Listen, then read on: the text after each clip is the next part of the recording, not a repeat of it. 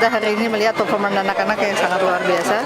Ya mudah-mudahan pesantren Tengku Mardian ini bisa terus berkembang, bisa menjadi salah satu pesantren yang berskala internasional, karena memang tahun ini juga akan ada santri dari Thailand yang akan menjadi santri Mardian.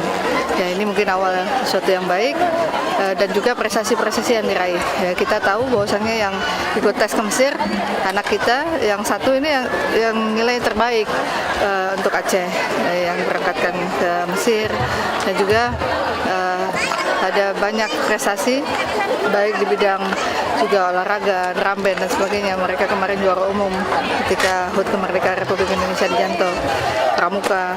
Ya, ini adalah modal buat anak-anak kita nanti ketika mereka terjun ke masyarakat akan bisa memiliki skill yang cukup luas. Bukan hanya persoalan agama ini tidak dilihat dalam bentuk sempit, tapi lebih dari kepada yang lebih luas.